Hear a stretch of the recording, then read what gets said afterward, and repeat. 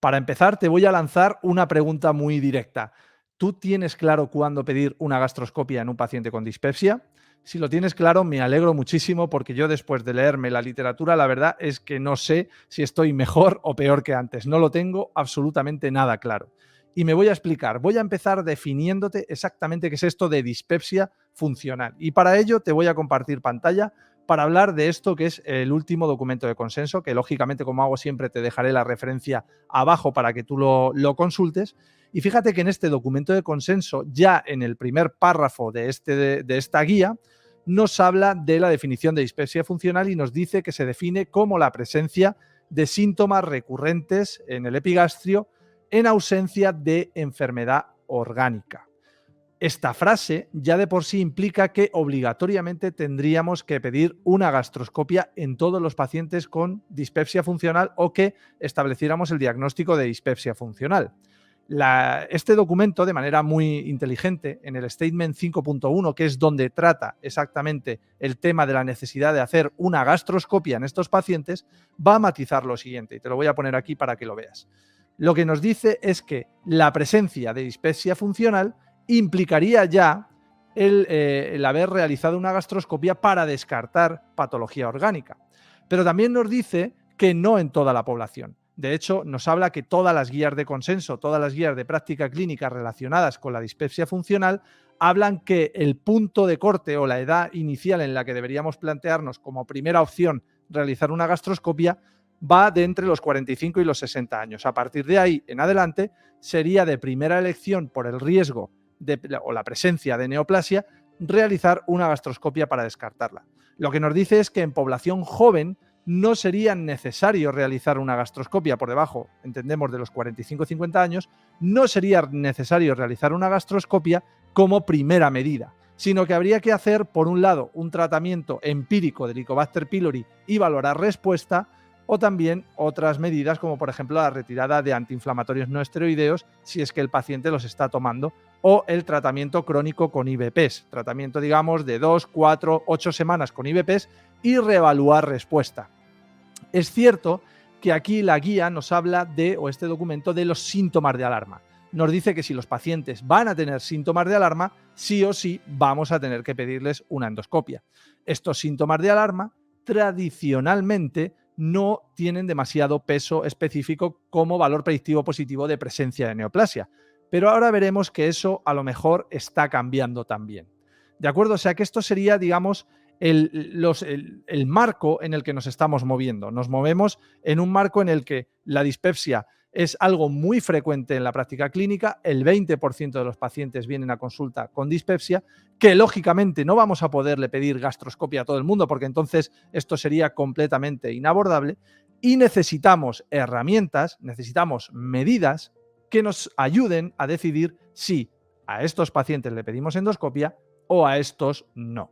De entrada, con este documento parece, o con las guías que hay ahora mismo vigentes, que la edad es un factor determinante. Por encima de los 45-60 años en adelante, tendríamos que pedir una endoscopia y por debajo de esa edad nos podíamos quedar tranquilos en ausencia de los síntomas de alarma. Esto sería un poco un mini resumen de esta primera parte. Pero yo ahora te hago la siguiente pregunta, que es la pregunta del millón, la pregunta que todo el mundo quisiéramos responder, y es: en un paciente con dispepsia, independientemente de la edad, ¿cuán frecuente es encontrar un cáncer o una neoplasia en una gastroscopia? ¿Qué prevalencia de cáncer hay en estos pacientes? Pues bien, esto es una pregunta que han intentado responder múltiples estudios a lo largo de la historia, pero estudios de una calidad muy mala, estudios retrospectivos, estudios observacionales, estudios con una enorme cantidad de sesgos. De hecho, si revisamos la literatura, nos encontramos que el único metaanálisis que hay relacionado con esto está publicado en el año 2010. Y es hasta ahora mismo cuando no se ha realizado ninguno. Ahora, a día de hoy, se acaba de publicar uno, que es el que te traigo hoy y que te quiero resumir para que verdaderamente veas en el escenario que nos movemos con respecto a esta pregunta, que a mi modo de ver es la pregunta del millón. ¿Qué prevalencia hay de neoplasias o de patología relevante en un paciente con dispepsia? vamos a analizar este metaanálisis porque yo creo que merece la pena, aunque ya verás que lógicamente también pues tiene sus limitaciones importantes. Aquí te lo tengo, vamos a compartir pantalla y como ves en el título directamente ya lo dice. ¿Cuál es la prevalencia de hallazgos endoscópicos clínicamente significativos en pacientes con dispepsia? Y aquí está la clave. En este estudio analizan del orden de 41.000 gastroscopias. 41.000 gastroscopias. Fijaos que es un volumen importantísimo.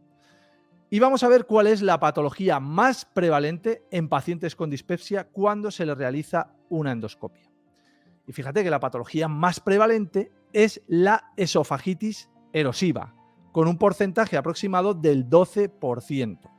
Pero aquí hay que hacer un punto y aparte, o hay que hacer un paréntesis, mejor dicho, para que te fijes en este dato, la I cuadrado, la heterogeneidad de los datos. Y fijaos que esto es un metaanálisis con una I cuadrado muy alta en todos los ítems. Eso quiere decir que la evidencia que tenemos es muy pobre en este sentido y que a la luz de los datos que tenemos, que son estudios retrospectivos, datos de una calidad muy mala, podemos extraer la evidencia científica que podemos extraer, ¿no? Pues eso es lo que tenemos.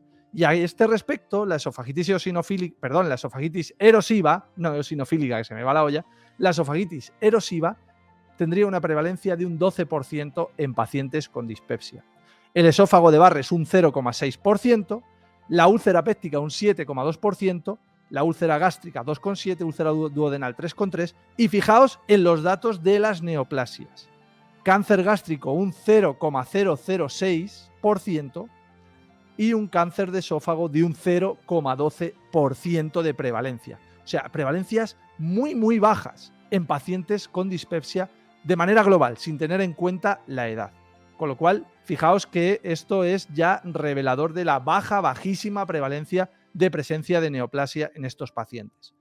Pero la pregunta siguiente también es muy interesante y es, si comparamos a pacientes con dispepsia versus pacientes sin dispepsia, ¿existe alguna diferencia en la prevalencia de cáncer si realizamos una gastroscopia o en los hallazgos de una gastroscopia? Pues esto también lo responde este estudio. Y como veis aquí, cuando comparamos pacientes con dispepsia versus pacientes sin dispepsia, la prevalencia de cáncer en unos y otros es exactamente igual o casi igual. 0,5% global en pacientes con dispepsia, 0,3% global en pacientes sin dispepsia. Esto quiere decir que la dispepsia como tal, la prevalencia de encontrar un cáncer en estos pacientes es exactamente igual a la prevalencia que encontramos en pacientes que no tienen dispepsia.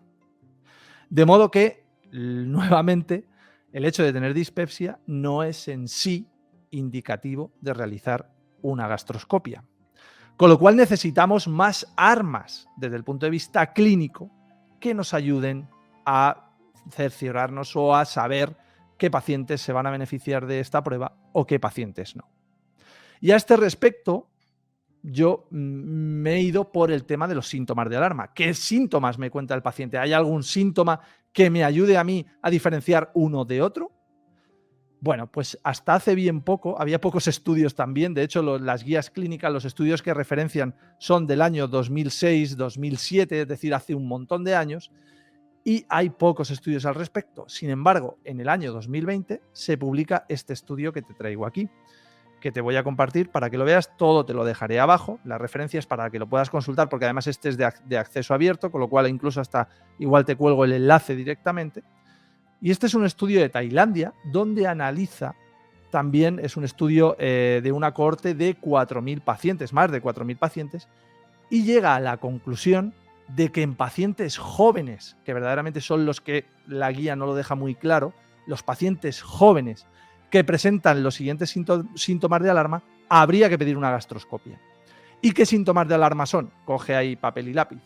Presencia de vómitos persistentes, presencia de anemia o datos de hemorragia digestiva, que ya de por sí el hecho de datos de hemorragia digestiva es indicación per se de realizar una gastroscopia, dicho sea de paso, y presencia de disfagia. Ese conjunto de síntomas sí o sí habría que pedir una endoscopia para ver si no tenemos estos problemas. Dicho esto, me gustaría exponerte un caso clínico reciente, un caso clínico que vivimos en la consulta y que, por tanto, me parece bastante interesante que lo veas, porque además en él vamos a incidir en otro aspecto muy importante que ya hemos incidido en el canal en múltiples vídeos, que es la calidad de la gastroscopia. Es decir, ya no solo hacer una gastroscopia, sino hacer una gastroscopia de calidad. Bien, pues este es el caso de una paciente de 55 años, una paciente, digamos, que es crónica de nuestras consultas, una paciente que viene continuamente consultando por síntomas de dispepsia desde hace muchos años, más de 10 años, que se le ha tratado con el Helicobacter pylori, que lleva tratamiento crónico con IVPs, que incluso hay una coexistencia de la dispepsia con clínica de ansiedad y depresión, que eso también es frecuente, con lo cual eso a veces actúa como un distractor desde el punto de vista clínico, y la paciente, bueno, pues consulta reiteradamente por síntomas de dispepsia. Por ese motivo se le realizan múltiples endoscopias, la última en el año 2019, con resultado de gastritis crónica, con biopsias limitadas únicamente al antro. Atención, limitadas únicamente al antro. La paciente vuelve a consultar por persistencia de los síntomas y presencia en los últimos meses de una pérdida de peso no demasiado grande, de 4 o 5 kilos, con presencia de vómitos varias veces por semana, 2-3 veces por semana, y presencia de distensión postprandial que se interpreta dentro del contexto de esta dispepsia. Bien, nos encontramos con esta paciente en la consulta, se le vuelve a pedir una gastroscopia. Fijaos, habiendo tenido una gastroscopia normal hace menos de 2 años, con lo cual ya sabéis, porque lo hablamos en los anteriores vídeos, que la tasa de pérdida de cáncer gástrico es desde 3 años para, digamos, en los últimos 3 años, con lo cual hay artículos que dicen que si un paciente tiene una gastroscopia normal, no hace falta pedir una gastroscopia previa si tiene una gastroscopia normal 3 años antes, pues en este caso era menos de 2 años. Gastroscopia normal en 2019. Se le pide actualmente una gastroscopia, realizamos la gastroscopia y fijaos los hallazgos. Vamos a ver, voy a compartir pantalla para que lo veáis. Ahí está. Perdón las imágenes porque la calidad de la imagen no es demasiado buena, pero fijaos lo que estamos viendo ahí. Y voy a ir parando el vídeo. Fijaos ya que en la imagen del cuerpo, perdón, que no, ahí está. Fijaos que en la imagen del cuerpo prácticamente hay una ausencia completa de motilidad. No se está moviendo el cuerpo, no hay prácticamente peristaltismo. Y eso ya nos debe mosquear. Pues una paciente joven, no es una paciente añosa, no es diabética, no tiene alteraciones relacionadas con ningún tipo de gastroparesia, no tiene antecedentes quirúrgicos y la gastroscopia, como estáis viendo ahí, tiene una ausencia muy marcada de motilidad. ¿De acuerdo? Bien, vamos a ir avanzando el vídeo. A ver si quiere. La verdad es que, perdonad, que la imagen se ve un poquito oscura, pero era la calidad de la óptica. Y fijaos lo que está pasando aquí. Y esto es interesante también comentarlo. Cómo cuando nosotros aspiramos el aire, se colapsa la curvadura mayor, pero la curvadura menor no se colapsa prácticamente. Hay una falta de colapso a nivel de la curvadura menor. Voy a intentar pasar el vídeo para que lo veáis. Ahí está. Fijaos ahí cómo colapsamos. Ahí lo vamos a ver. Fijaos cómo vamos a aspirar el contenido y la curvadura mayor preserva la elasticidad, pero la curvadura menor está completamente inmóvil, completamente normal, completamente, digamos, en la misma posición. Además, fijaos cómo los pliegues, aparte de encontrarse engrosados, tienden a confluir hacia un punto, tienden a confluir hacia la zona de la incisura angular. Bien, vamos avanzando y vemos ya o intuimos que en la incisura angular hay un edema.